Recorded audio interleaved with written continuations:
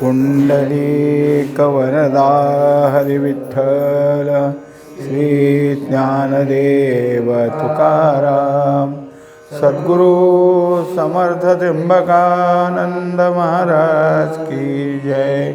माऊली ज्ञानेश्वर महाराज की जय। जगद्गुरु तुकाराम महाराज की जय। श्री गुरुदेव दत्त।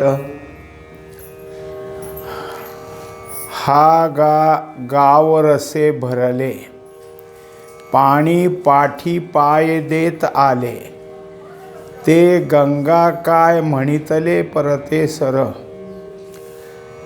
ही 25वी ओवी श्रीगुरूचा महिमा वर्णन करण्याकरता आणि श्रीगुरूची स्तुती करण्याकरता हे होऊ शकत नाही।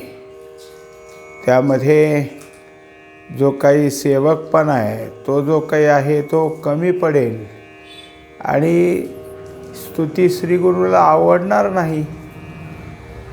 तरीही जे काही मनात आहे ते जर केलंच तर आपल्या धीटपणाने जर आम्ही हे करत असलो तरी श्रीगुरू काय करतील, त्याचा उपहास करणार नाहीत, तर स्वीकार करतीलच।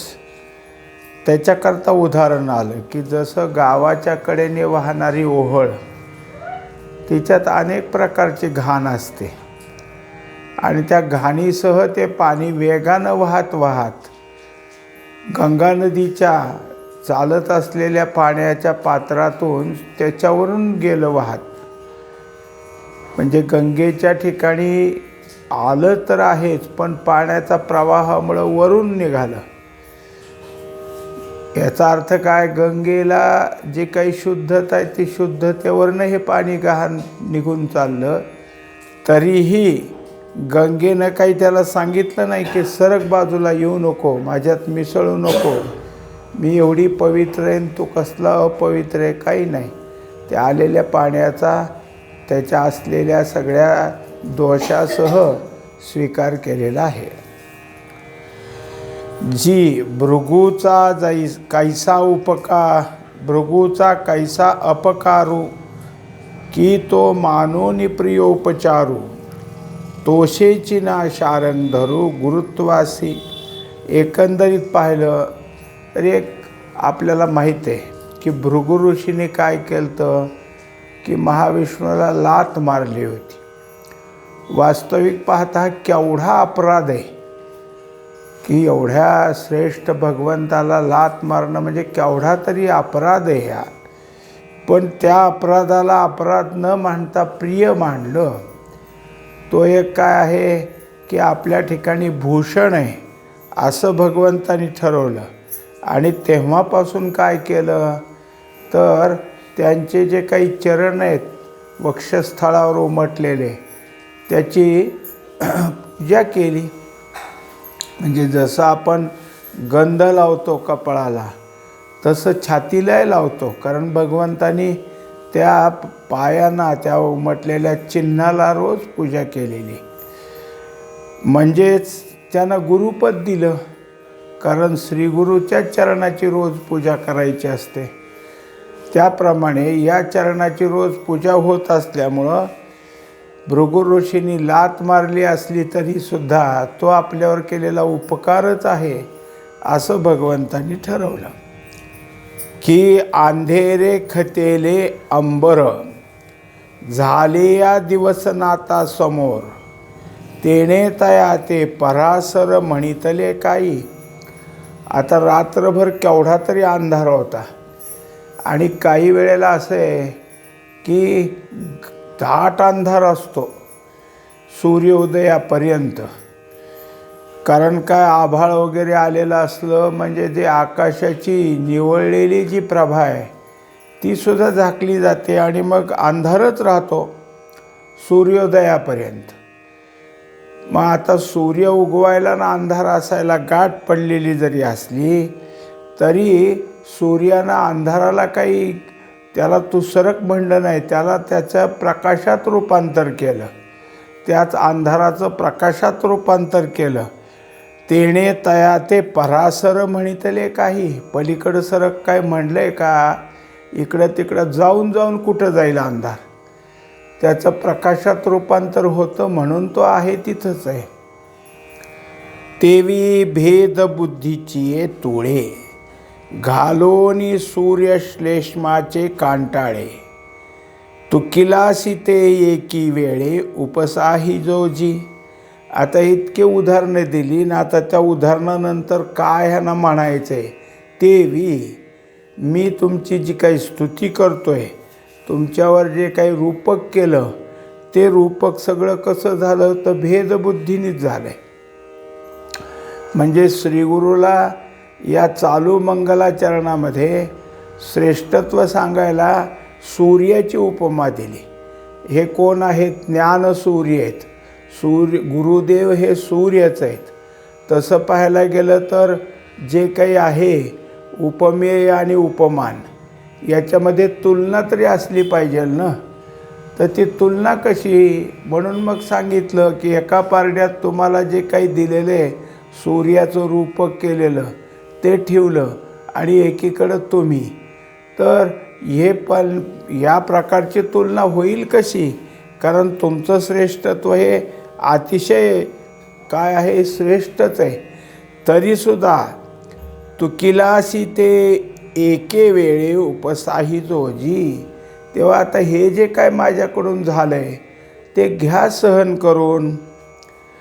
जिही ध्यानाचा डोळा पाहिलासी, वेदादी वाचा वानिलासी. उपसाहिले तयासी, ते आम्हाही करी.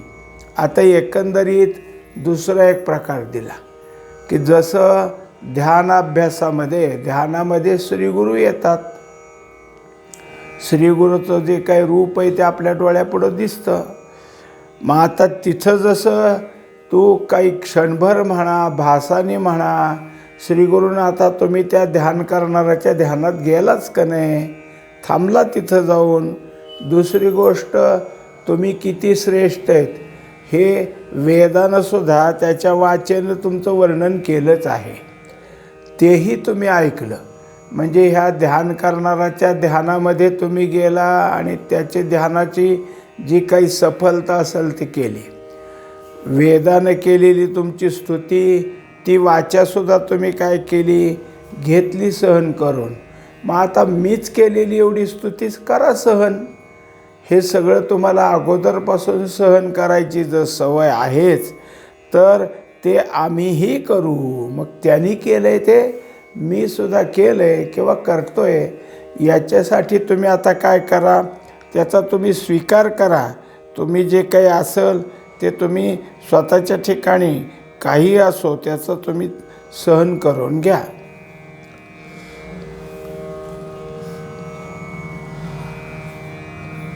परी मी आजी तुझा गुणी, लाचावलो अपराधू न गणी. भलते करी परी अर्धधनी नुठी कदा. आता त्याच्यानंतर तेच मागच्या ओवीतच आणखीन थोडासा भाग पुढं दिला की माझ्या ठिकाणी तुमची जी सामर्थ्य शक्ती, तुम्ही जे माझ्यासाठी केलेले उपकार आहेत ते इतके महान आहेत आणि त्याचं वर्णन तुमचा, म्हणून मी तुमचा महिमा सांगत आहे. कारण माझं जे काही आहे चित्त ते तुमच्या ठिकाणी लाचवलं आहे. त्या चित्ताला तुमचं जे स्वरूप आहे आणि त्या ठिकाणी असलेलं ब्रह्मता आहे, तिथं असलेली ब्रह्मज्ञानाची जागा आहे आणि तेच ब्रह्मज्ञान आमच्यासारख्या सामान्याला कसं सहज गळी उतरवावं हे तुमच्या ठिकाणचं सामर्थ्य आहे आणि ते पाहून मी लाचावलं आहे. आता मी त्या माझ्या मनाच्या ठिकाणी उभा राहिलेल्यामुळं तुमचं वर्णन, तुमची स्तुती करतोय. हा अपराधच आहे, पण सहन करा. आता जर मी असं म्हणतो की हे मी सगळं करतोय आणि तुम्ही पुरेपुरे नको करू असं जर म्हटला तर मी अर्धपोटी उठेन. मग मला तसं करू नका. अर्धपोटी नाही, माझं जे काय आता आहे ती भूक सगळी पूर्ण होऊ द्या. मिया गीता येणे नावे, तुझे पसायामृत सुहावे, वानू लाधलो ते दुनेन धावे, दैवले दैव. आता एकंदरीत ही गीता माझ्यासाठी काय झालेलं आहे की पसायदानच झालेलं आहे. ही एक प्रकारे माझ्यावर प्रसादामृत आहे. त्यामुळं काय झालं की त्या गीतेनं माझ्या अंतःकरणाच्या ठिकाणी जे जे काय असेल ते अज्ञान अविद्या निघून गेली. आता माझ्या ठिकाणी तुमचं सगळं स्वरूप पाहायला, तुमच्या स्वरूपानं माझ्यावर केलेल्या सगळ्या गोष्टी पाहायला मला असं वाटू लागलं आता की माझं दैवच खूप मोठं आहे. म्हणजे हे दैव जे काय माझं असेल त्या दैवानं तुमची भेट घालून दिली आणि तुमच्या भेटीनं ह्या दैवाचंच आणखीन चांगलं झालं. म्हणजे अगोदर ते दैव आहे त्यांनी तुमची भेट झाली आणि तुमच्या भेटीनं माझं दैव काय कुठलं काय असेल त्याच्यापेक्षा ते अत्यंत चांगलं झालेलं आहे. कारण तुमच्या सान्निध्यात आलो आणि गीता श्रवण झाली, गीतेचं वर्णन करू लागलो. हे एक मला मिळालेलं पसायदान आहे. तेव्हा कोणत्याही बाबतीमध्ये ब्रह्मज्ञानाची एकदा का जागा झाली तयार की ब्रह्मज्ञान काय करतं की तुमच्या ज्या काही असलेल्या दैवातल्या अनेक प्रकारच्या अडीअडचणी त्या दूर करतं. सगळं दैव किंवा नशीब बाजूला करत नाही, पण त्यातले फरक तयार होतात. आता जर काही असेल तर ते कधी होईल की तुमच्या ठिकाणी ब्रह्मज्ञानाचा उदय झाला तर. त्याच्या अगोदरच आपण जर काही बसलो हे फळ आलं आहे का बघायला, तर तसं नाही होत. ब्रह्मज्ञानानंतर या सगळ्या गोष्टी सहज मिळायला लागतात. माझिया सत्यवादाचे तप, वाचा केले बहुत कल्प, तया फळाचे हे महाद्वीप पातली प्रभो. एकंदरीत काय आता दैवाबद्दलचं वर्णन निघालं. माझं दैव अगोदरच आहे. याचं कारण काय तर मी खूप जन्म जरी असलो तर त्या प्रत्येक जन्मामध्ये सत्य बोलण्याचंच एक व्रत घेतलं, ते तपच केलं. माझ्या हातून सत्य बोलण्यामध्ये किंचितसुद्धा कुठं दोष झाला नाही. त्यामुळं माझी आजची वाचा जी आहे ती अत्यंत काय झाली की सुसंस्कृत झाली. शिवाय त्या वाचेला जे पाहिजे ते अत्यंत शुद्धत्व आलं. ती वाचा जसं बोलल तसं त्याच्या ठिकाणी स्पष्टता आली. म्हणजे वाचेत जे काय असेल ते सिद्ध होऊ लागलं आणि त्याचं जर काही असेल तर मला फळ मिळालं आज. कारण तुम्ही कसे आहेत तर महाद्वीप आहे तुम्ही आणि त्यामुळं तुमची माझी भेट झाली. हे जसं दैवही आहे तसं माझं अनेक वर्षाचं तप आहे, अनेक जन्माचं तप आहे की त्या तपामुळं माझ्या वाचेच्या ठिकाणी हे गीता ग्रंथासारखं व्याख्यान करता यावं, बोलावं, वर्णन करावं. हेच काय आहे, हेच माझ्या ठिकाणी फळ आहे. आता काय असतं की अनेक सगळीकडं समुद्र आहे आणि त्या समुद्रात जे बेट असतं त्या बेटाला आणि त्यात मोठं बेट असलं म्हणजे त्याला महाद्वीप म्हणतात. आता इथं समुद्रातलं जसं बेट ते जसं द्वीप तसं हे भवसागर आहे. भवसागरात गीता नावाचं एक बेट आहे, ते महाद्वीप आहे आणि त्याच्यावर गेल्यामुळं भवसागर दूर राहिला ना. हेच जर काही असेल तर मला मिळालेलं फळ आहे. पुण्ये पोशिली असाधारणे, तिये गुणे तिये तुझे गुणवाणने, देवोनी मज उत्तीर्णे झाली आजी. आता जसं वाचेचं तप मी केलं तसं सांगतात की मी पुण्ये खूप केली असतील आणि ती साधीसुधी नाही, असाधारणे. साधारण पुण्य कोणाकोण नाही होतं. कारण कुणी दारात आला त्याला मुठभर वाढलं हे पुण्यच आहे. तुम्ही काय आहे जे जे आपल्याला तिसऱ्या अध्यायात झालं का नाही, गुरु गोत्र पूजी अवसरे भजे द्विजी. मग तुमचे गुरु, तुमचे गोत्र म्हणजे समाज आणि या सगळ्यांचं तुमच्या हातून जर काही रोज काही होत असेल. शिवाय कोणतं आहे की अवसरे भजे द्विजी म्हणजे जे ब्राह्मणालाही काही दान देणं होत असेल हे सगळं पुण्यच आहे. पण त्यापेक्षा असाधारण पुण्य म्हणजे काय? श्री गुरुप्राप्ती हे असाधारण पुण्य. कारण एक आहे की गुरुच्या भेटीनंच परमार्थाची सुरुवात होत असते आणि गुरुकृपेनं परमार्थाचा शेवट होत असतो. हे महत्त्वाचंच आहे. गुरुची कृपा झाल्याशिवाय तुमच्या परमार्थाची संपूर्ण काय उपसंहार होणारच नाही आणि सुरुवातही होणार नाही. उपक्रमाला श्रीगुरूच लागतात. नाहीतर काय होईल, आपल्याकरता परमार्थ या नावाने दुसरंच काही ना काहीतरी उभं राहील.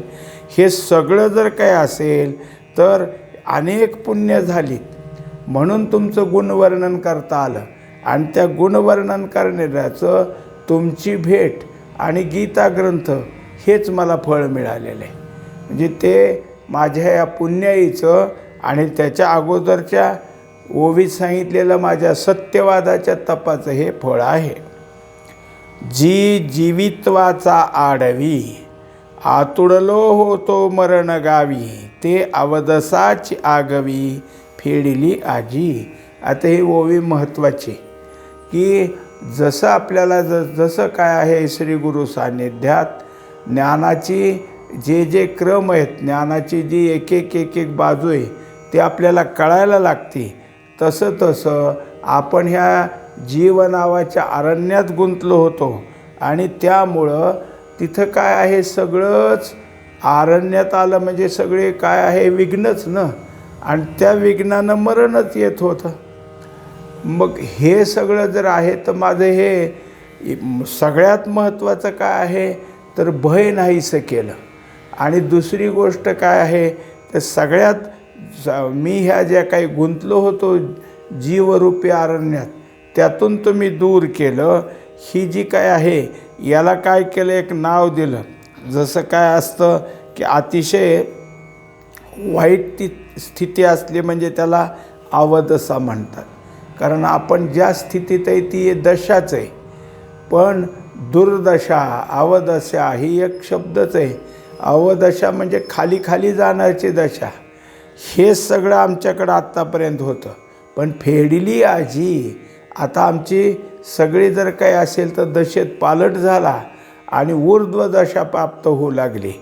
आणि अगोदरचं जे जीवन जीवपणानं आणि जीवपणानं मरणं ह्या दोन्ही गोष्टी म्हणजे जन्ममरण बाजूला झालं आणि हे जे काही आहे अत्यंत दुःख दुःख दुःख ही अवदशा, याच्यातून मी आता दूर झालो. जे गीता येणे नावे नावा निघी जे अविद्या जिनोनी दाटुगी ते कीर्ती तुझी आम्ही ते कीर्ती तुझी आम्हाजोगी वाणावया झाली. आता या सगळ्या पुण्याईनं माझ्या ठिकाणी जर काही असेल तर ही जी काही गीता आहे की जिचं नाविन्य मोठं आहे, जिचं नाव मोठं आहे आणि ती सगळ्याच दृष्टीने प्रसिद्ध आहे अशी असणारी गीता, तर तिचं सगळ्यात महत्त्वाचं काम कोणतं तर अविद्या जिनोनी दाटुगी. तिने सगळ्या अविद्येला अज्ञानाला दूर केले आणि बळकट झाली. अशी असणारी बळकट तिच्या संबंधीची कीर्ती मला वर्णन करायची आता वेळ आली. ती कीर्ती मी बोलू लागलो. ते मला काय असेल तर हे मागचं सगळं अनंत पुण्येत माझी वाचा शुद्ध आहे. हे सगळंच आहे आणि सगळ्यात तुमची कृपा आहे म्हणून मी हे गीतेसारखा ग्रंथ त्याच्यावरची त्याची काय आहे की सगळ्या प्रकारची मांडणी मी करतो. म्हणजे तुमचीच कीर्ती त्या ठिकाणी गातो. पै निर्धना घरी वाणी वसे महालक्ष्मीची येऊनी बैसे तया ते निर्धन ऐसे म्हणो ये काही. आता जर काय असेल तर असं एक उदाहरण दाखवलं आहे, दृष्टांत दाखवलं आहे की कोणीतरी कसं आहे तर दीन आहे, दरिद्री म्हणजे कशाच्या बाबतीत पैशाच्या बाबतीत त्याला काहीच नाही, जवळ कुठलाही खिशात पैसा नाही, कुठून येत नाही, सगळं त्याचं जर काय असेल तर नडलेलंच आहे. आणि अकस्मात त्याच्या घरी महालक्ष्मी येऊन थांबली. आता प्रत्यक्ष महालक्ष्मीचा वास जर घरी झाला तर मग काय त्याचं आता दरिद्र्य काय आणि त्याच्याजवळ काही त्याची आर्थिक स्थिती इतकी बिकट आहे हे सांगायचं काय कारण आहे? कारण ते त्या ठिकाणी येऊन बसल्यावर ह्याला निर्धन कोण म्हणाल आता? कारण धनाची जी असणारी माता आहे तीच त्या ठिकाणी आली. मग ह्याला कुठलंही काय जे काय असेल आता त्याने किती खर्च केला तर कमी पडायचं नाही, कारण प्रत्यक्ष आहे. पण ह्याने काही केलं नव्हतं, ती अकस्मात आली. ह्याने काय तिच्यासाठी उपासना केली, नियम म्हणून प्रार्थना केली नाही, अकस्मात त्याच्या घरी आली. मग तो जो काही आहे तो निर्धनपणातून आता धनवान झाला. का अंधकाराची ठाया दैवे सूर्य आलिया, तो अंधारूची जगाया प्रकाशून हे. तसंच अंधार आहे, पण त्या अंधाराकडं काय असेल ते असेल. सूर्यानं अंधाराची कधी गाठ पडते का? आणि कधीच पडली असेल का? तरी त्याला तमारी नाव आहे. म्हणजे तो तमाला मारतो, अर्थात अंधाराला मारतो. मग इथं काय केलं? त्या अंधाराच्या घरी सूर्य आला. आणि मग जर सूर्य तिथं आला तर तो अंधार कसा राहील? आता त्या अंधाराच्या ठिकाणी जगाला प्रकाश देणे इतकी काय झाली? स्वच्छता आणि प्रकाशमयता आली. जया देवाची पाहता थोरी, विश्व परमाणु ही दशा न धरी, तो भावाची सरोभरी नव्हेची काही. आता तसं पाहायला गेलं तर हा जो काही आहे परमात्मा देव, आणि त्याला तुलना केली विश्वाची. आता विश्व एवढं मोठं आहे आणि त्याच्या पुढं परमाणु किती? पण सांगायचं की देव एवढा मोठा आहे, त्याच्या पुढं विश्व म्हणजे परमाणुसारखं आहे असा असणारा. पण हे जरी असलं, एवढा देव सगळ्याहून श्रेष्ठ असला तरी भावानं तो आकळला जातो. म्हणजेच काय झालं? भावाचे सरोभरी, म्हणजे भावनेत. एरवी काय आहे की मनुष्याच्या दुसऱ्या कशानेही देवाबद्दलचं काही व्हायचं नाही. मन वाचातीत तुझे हे स्वरूप, तू कसा आहेस? मनाच्या वाचेच्या पलीकडचा आहेस. तुला ते कोणत्याही मनाला आणि कोणत्याही वाचेला तुझ्या ठिकाणी नाही. मग तुझ्याजवळ जर काही आहे ते प्राप्ती कशी होईल? तर भावबळे आकळे, म्हणून भावानंच तो आकळला जातो, भावामध्येच तो प्राप्त होतो. म्हणून मग हे भावाने नाही का तो प्राप्त होणार? एवढा जरी श्रेष्ठ असला, विश्वाहून केवढा तरी असला, तरी भाव असला म्हणजे तुझी प्राप्ती होतेच. तैसा मी गीता वाखाणी, हे खपुष्पाची तुरंबिणी, परी सामर्थ्ये तू आश्रयाने फेडिली ते. एकंदरीत आता ह्या उदाहरणावरून पाहिलं की देवा तुमचं महिमान केवढं आहे, केवढी प्रसिद्धी, आणि मी केवढासा. तरीही तुमच्या ह्या गीताचं वर्णन करण्यात, व्याख्यान करण्यात, त्याच्याबद्दलचं प्रवचन देणारा मी म्हणजे कसा आहे? तर आकाशाचं फूल हुंकतोय असा आहे. म्हणजे एक हे सगळं जे काय असेल ते माझं सगळं मिथ्याच चाललं आहे. पण तुमचं सामर्थ्य प्राप्त झाल्यावर हे मिथ्या राहणार नाही. त्याच्यामुळं काय आहे की जे काय आहे ते कुठलीही गोष्ट सामान्य असेल, जसं परमार्थ करत असताना साधन करणं म्हणजे एक मृगजळच आहे. बाप रखुमा देवेवरू विठ्ठला, त्याच्यामुळं नवलपै केले तारू हालपले मृगजळी. म्हणजे मग कोणतं तारू? साधनरूपी तारून कुठं गेलं? मृगजळात. कारण ते सगळंच जे जवळच आहे त्या जवळच्यासाठी काय साधन करायचं होतं, पण जवळ नाही हा जो गैरसमज होता तेवढं आहे. म्हणून मग खपुष्पाची तुरंबिणी, म्हणजे हे एखादा काय भास तर नाही का, पण आपलं सामर्थ्य असल्यानंतर ही गोष्ट सत्यत्वात झाली. म्हणून तुझे प्रसादे मी गीता पद्ये अगादे, निरूपिन जी विषदे ज्ञानदेवो म्हणे. आत्तापर्यंत श्रीगुरूची स्तुती होती. ती स्तुती करण्यामध्ये मी सामान्य, तरी पण माझ्या मुखातून जे निघल तुमच्याबद्दलचं ते तुम्ही मानून घ्याल अशी काय केली की परत परत विनंतीच केली, नम्र भावनेनं विनंती केली. आता हा गीता ग्रंथ माझ्याकडून होतोय, यालासुद्धा तुमचीच कृपा आहे. म्हणून गीता याचं श्रेष्ठ सांगायला सुरुवात केली. आता त्याच्यात सांगतात की तुझेनी प्रसादे. काय असतं तुमचा प्रसाद म्हणजे काय आहे? तर प्रसाद याचा अर्थ अंतःकरण शुद्धीच मुळात आहे. जे काही आपण प्रसाद म्हणून घेतो ते अंतःकरण शुद्धीच आहे. आणि तेने करून आपल्याला प्रसादाबद्दलची जी उच्च भावना आहे ती मिळते. पण इथं श्रीगुरूकडून मिळालेला अनुग्रह हाच प्रसाद आहे. अनुग्रह मिळणं म्हणजे प्रसाद मिळणं. तेव्हा त्या प्रसादानं मी गीतापद्ये आघादे, हे आघात असणारं गीता, त्याची जी पद्य आहे, त्याची जी रचना आहे, ती रचना सहजासहजी लवकर समजणारी नाही. पण तुमची कृपा झाली, तुमचा प्रसाद झाला, निरूपण जी विशदे, आता त्याचं निरूपण, त्याचं प्रवचन मी करू शकतो असं माऊली म्हणतात. तरी अध्यायी 15वा. श्रीकृष्णे तया पांडवा शास्त्र सिद्धांतू आघवा उगाणिला. तेव्हा एकंदरीत 15व्या अध्यायाच्या अगोदर झाला. त्या 15व्या अध्यायात काय केलं तर भगवंतानी पांडवासाठी जे शास्त्र सिद्धांत आहे तोच मांडला.